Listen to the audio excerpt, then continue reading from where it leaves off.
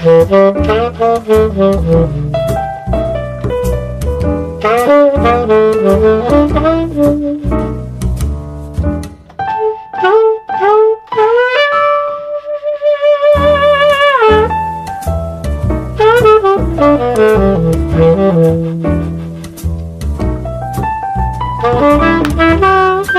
à toutes et à tous, 19h, Magie Jazzy YouTube, et bien allez, on y va. Alors ce soir, c'est d'un nouveau livre que je veux vous parler, plutôt d'une compilation de revues, l'Apothecary Magic Magazine d'Armand Porcel. Et oui, ça vient de sortir, voici le volume 7 et 8, et si je vous en parle, eh bien c'est que il me l'a offert, et il m'a fait la gentillesse et l'honneur de faire la préface. Donc, alors l'Apothecary Magic Magazine, à l'époque, dans les années 80, c'était une revue dans laquelle on pouvait trouver plein de choses. Vous pouviez trouver, je vous laisserai regarder, mais de la carte magie, du close-up, du mentalisme, des modifications sur certains tours, des techniques, des réflexions, et puis avec des auteurs bien sûr que vous connaissez, entre autres Tony Slaidini, Juan Tamariz, Sébastien Ponce, enfin, et puis bien sûr des routines aussi d'Armand. Donc franchement, ce sont des mines d'or, et puis mis en page sous forme un peu de cahier de travail, vous voyez, très intéressant. Le tour que je vous propose ce soir, enfin que j'ai extrait de cet ouvrage, eh bien c'est Méphisto, c'est d'Armand Porcel bien sûr. Un tour, ma foi, très bluffant sur les spectateurs, surtout quand c'est le spectateur qui le réalise. Là j'ai pas de spectateur sous la main, mais n'hésitez pas, c'est vraiment un tour très intéressant et très bien construit, très malin. Donc si vous voulez cet ouvrage, je vous mets des liens dans la description, des liens vers CC Magic également, vous pouvez le trouver chez lui aussi, et puis toutes les promos et tout ce qu'il vous faut pour faire de la magie. Du jeu ce soir nous propose Snack Arnack. Alors c'est un jeu de Gary Kim, à partir de 7 ans et plus, de 2 à 5 joueurs, et les parties durent en moyenne 15 minutes. Les plus du jeu. C'est un excellent petit jeu de cartes où vous devrez être majoritaire à la fin du jeu dans différentes catégories de plats. Ensuite, plus vous poserez de cartes et moins vous aurez de choix pour la suite du jeu. Pas trop vite, vos cartes offrent un boulevard à l'adversaire, chose vraiment peu judicieuse.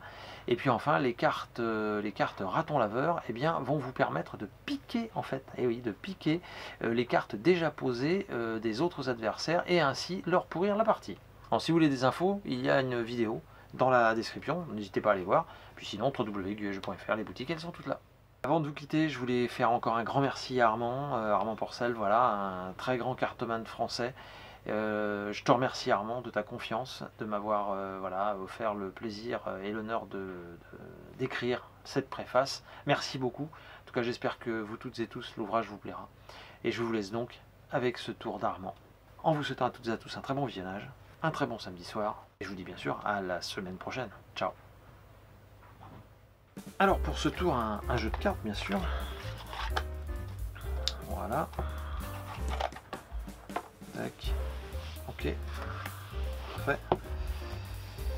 On coupe, on mélange. Très bien. Et je vais utiliser les deux cartes comme ça, c'est comme une pince. Tac. Pardon. Voilà. Pour attraper une carte. Je trouve ça assez rigolo, marrant. Donc la carte choisie, tac, en sandwich comme ceci, on la perd dans le milieu du jeu, d'accord.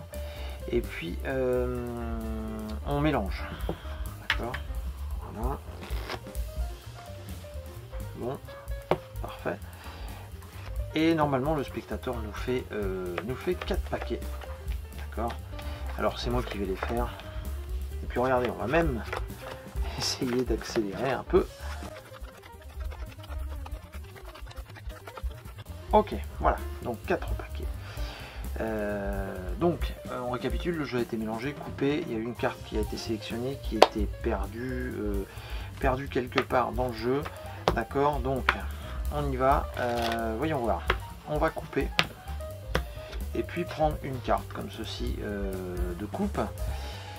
Et puis tiens, on va couper, voir, hop, voilà, face en l'air, on va le voir, hein, du coup, qu'est-ce qu'on a? On a un As, et puis on a un As et un 3, d'accord, ok, As et 3, ça fait, alors on pourrait les ajouter, faire 4 et 3 et 1, 4, 1, moins 3, 2, on va les former dans le sens où ils sont 13, on va compter, 1, 2, 3, 4, 5, 6, 7, 8, 9, 10, 11, 12, 13,